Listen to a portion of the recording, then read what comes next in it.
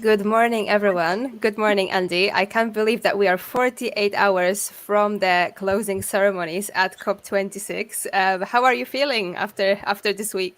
Well, I mean, it's been a wonderful sort of 2 weeks in terms of the conversations we've had, and I feel really quite enriched by just how much has taken place. I mean, last night we had this Festival of Social Science event, which was talking about the movie Motherload, which looks at the integration of cargo bikes into our sort of local transport, active transport infrastructure.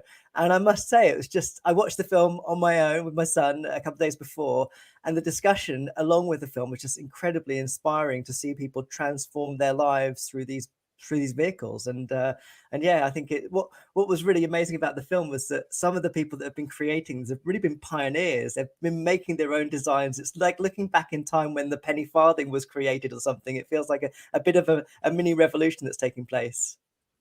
Yes, absolutely. And I think I was at the event as well, and I like the focus on community based actions, and that is very appropriate to today, because today we are talking about climate adaptation to our cities, but also whole regions, countries, and communities at COP26. And this is a very important subject because it's estimated that by 2050 we are going to have almost 70% of people globally living in cities.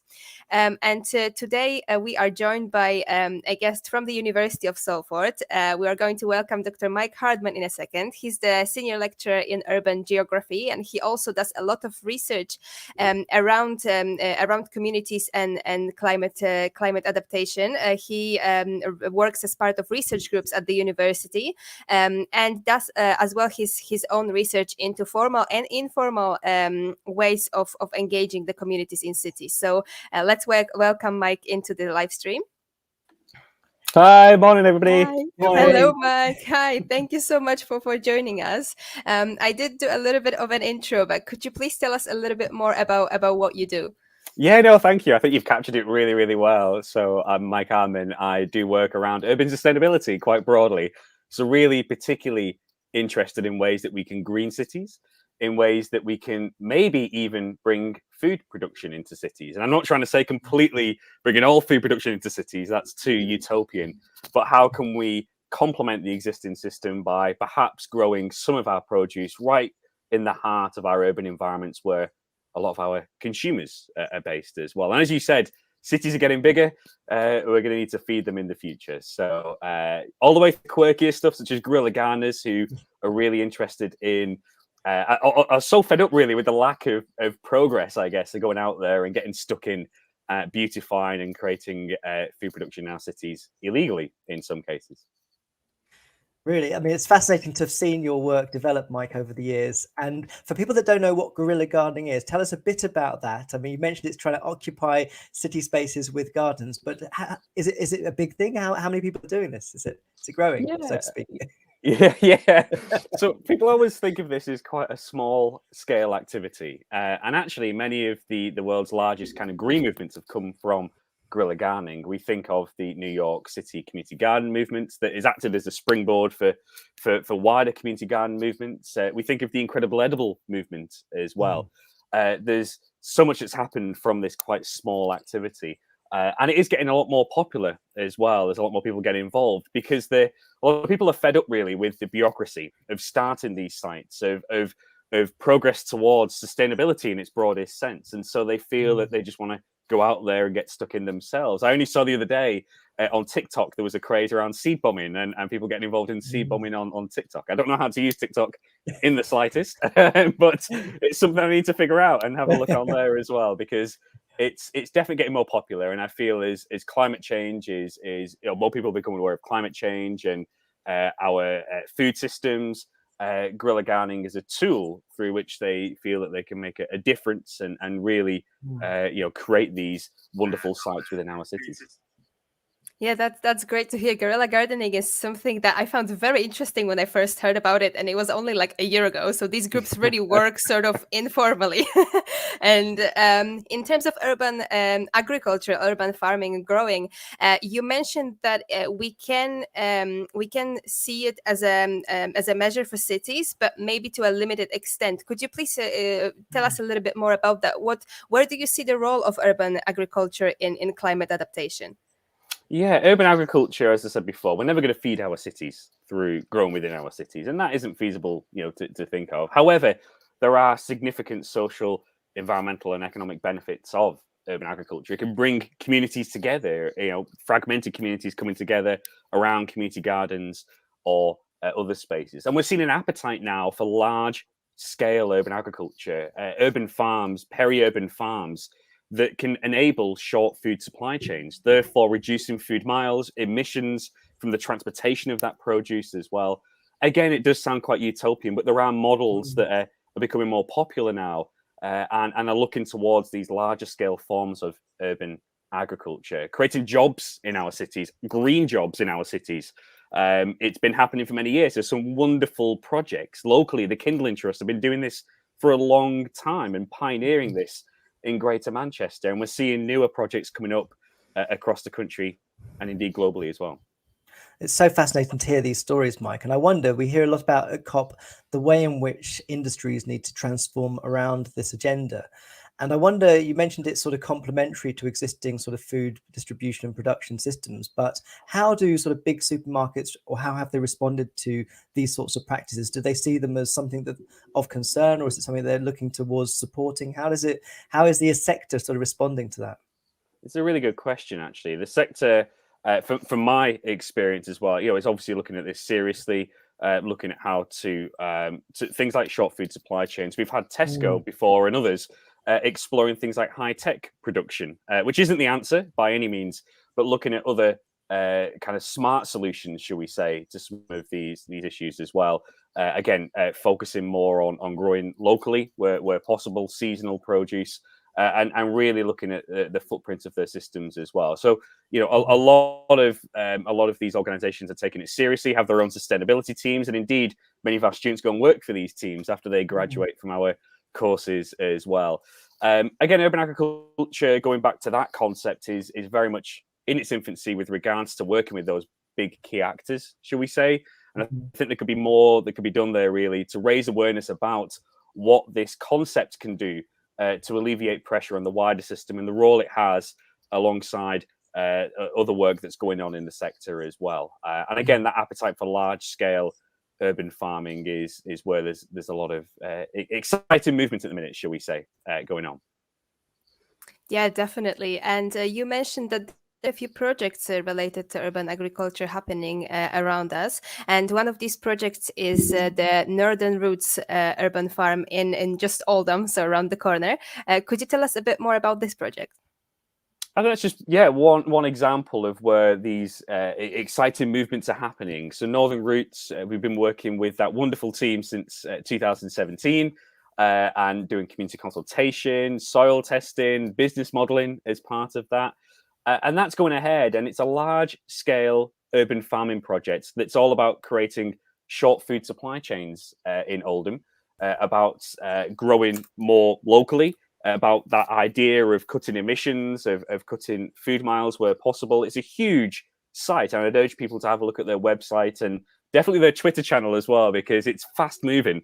They've got funding recently from part of the Towns Fund and elsewhere to upscale their work and really make a significant impact in that area. And it's perhaps that example of where the concept is going now, this idea that it isn't just about small scale allotments and community gardens that do have significant impact in our cities. You think of the cumulative impact of these spaces and what they can do with regards to climate change and behaviour change, etc. But Northern Roots is really very similar to the Kindling Trust and many other projects up and down the country, taking it to that next level, creating jobs, creating green jobs, really impacting or focusing on climate change, that idea of short food supply chains, fresh produce, and pushing the boundaries of what we can grow as well, which is really exciting. We've talked a lot about social change over this fortnight, Mike, and seeing Northern Roots and hearing more about them. I wonder, how do you sort of tell the story of the development of such an organization? Does it come out of kind of communities with like-minded people wanting to do something different, or what was the sort of story of its development? How do we get these sorts of networks established?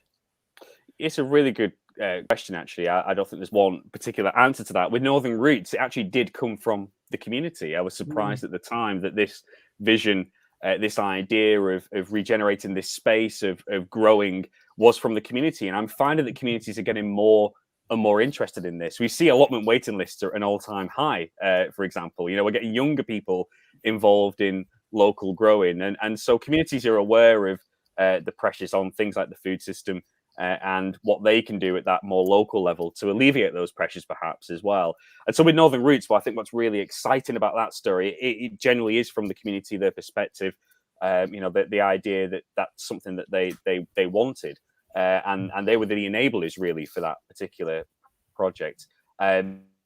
In other cases, it might be a bit more tricky to get these projects up and going, and you really do need the community buy-in for these things to work. Without doing so, you see many projects that have failed over the years because they haven't involved the community from the outset. They haven't engaged the community correctly, and have just plonked in a model that they think would work in that community, and it really hasn't taken off, and actually has caused a more of a negative impact, shall we say, in that particular area as well. But the community in this case were particularly passionate about learning new skills, about exploring ways to grow their own. There was an allotment nearby, and I remember speaking to a lady there who was saying that this gives her an opportunity to perhaps work with the community in terms of maintaining these spaces. She hasn't, all the onus isn't on her, and it also takes off the pressure of these other spaces surrounding the area as well. So I think that's why I'm so passionate about that project, is because it is really from the community's perspective, and it's doing some wonderful things,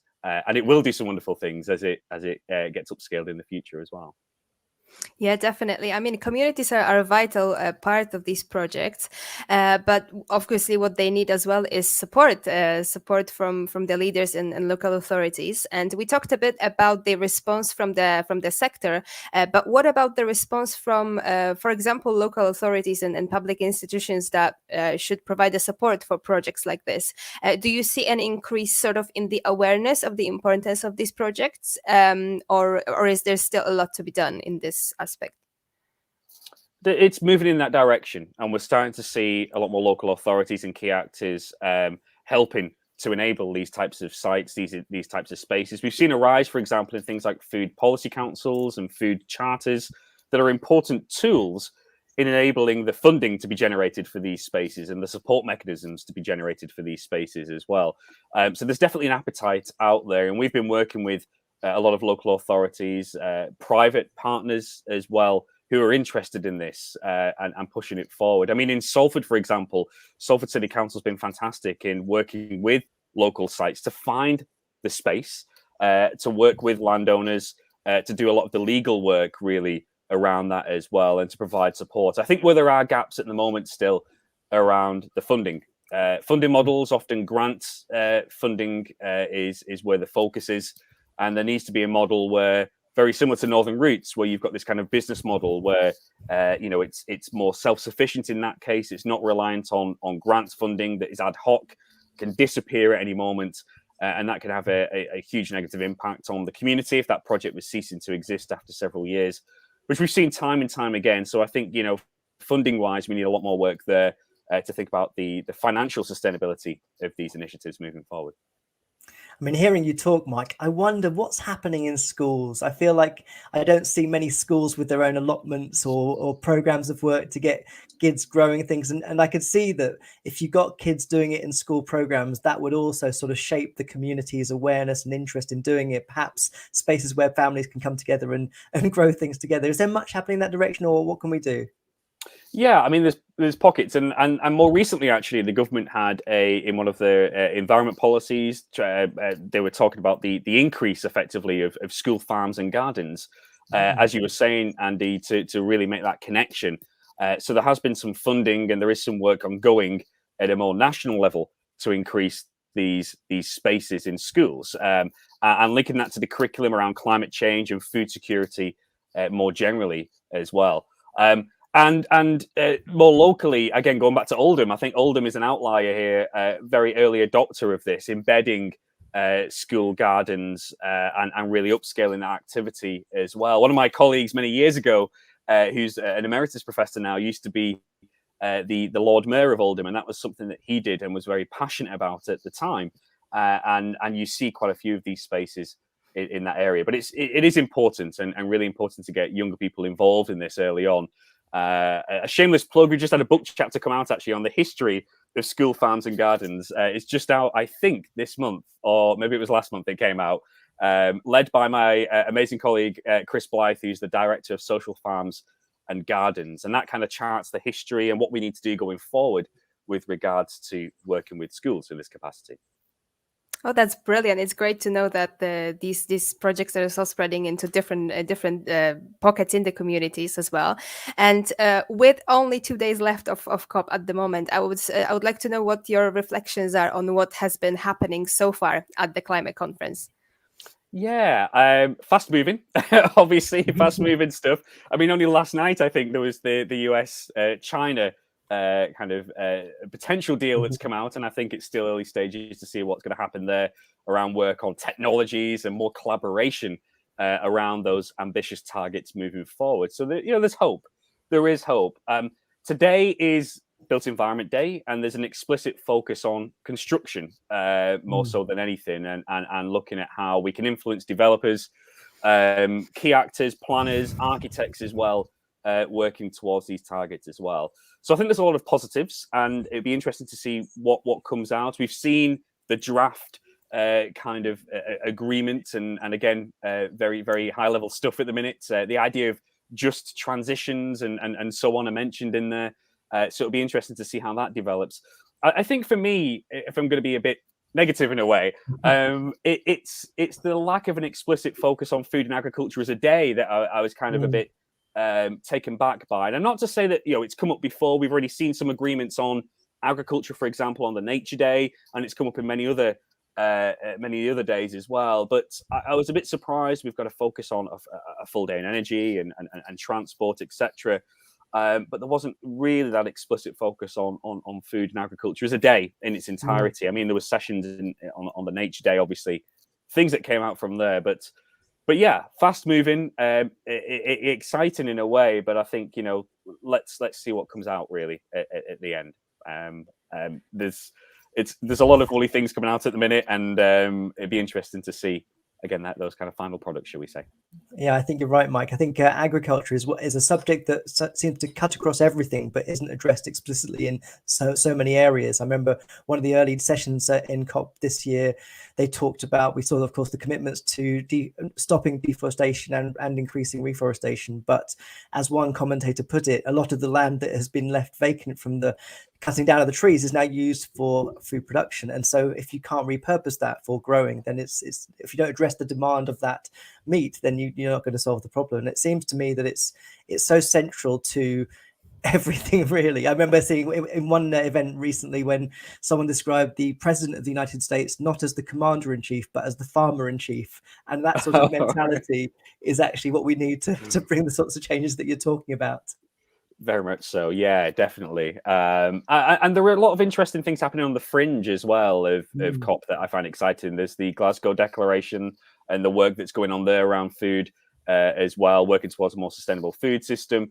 Sadiq Khan has been doing some interesting work with, obviously being an urban geographer, I'm interested in cities. And so quite a lot of work going on there around bringing together, other mayors, other cities, and realizing that they have a lot of power, a lot of impacts they can have really if they come together. And a big focus there in Global South as well, in terms of providing more support, more financial support, particularly.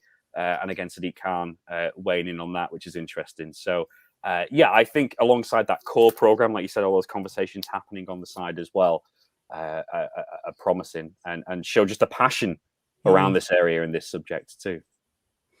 Yeah, definitely, definitely. And I am conscious of time, but Mike, I also wanted to ask you, when we're doing events, especially for the Freshers Week, a lot of our students at Salford are interested in projects related to growing, to planting, to gardening. So to give some advice to maybe those students and staff who would like to get involved in projects around Salford and Manchester, what is the best way to sort of go about that? There's so many ways. There are so many ways, and I think it'd be really great to see more students and staff getting involved in these projects. And indeed, there already are. There are quite a few who've started their own gardens, and some who've been volunteering in other gardens as well. I mean, the Students' Union do some wonderful work. They've got the environment group down there as well, which is a fantastic kind of first protocol. But also just looking at the projects around the area and looking on their web pages or their social media, often asking for volunteers or paid internships or other positions as well. Northern Roots, for example, has got a volunteering page and how to get involved. They're very open about getting people involved. More locally in Salford, we've got Incredible Education, Ian Bocock, who has been doing wonderful work for many, many years, over 10 years now. I'm trying to think when he first started doing a lot of his work. He's just opened a new forest school. I'm pointing that way because it's that way in Salford. And that's gone up so much over the last few years. Cleverly Forest Garden, if you want to have a look at the website. And again, doing some wonderful work there, and would really appreciate, I'm sure, some connections with students and staff who want to get involved. So lots of opportunities, and you can always get in touch with myself, and I'm more than happy to get in touch with people that I know as well if people want to get stuck in. That's fantastic. And Mike, I mean, you said it's not utopic, but I think actually what you're doing is truly remarkable and really inspires people to build a much better world. So thank you so much for joining us today. And we look forward to seeing both the sort of launch of the new book that you said on feeding through schools and seeing how that work develops. But yeah, we hope to have you back on again at some point in the future. Thank you very much for your time. Thank you very much. Bye-bye. Bye-bye. Thank you, See you Mike. soon. Bye-bye. Bye. Bye.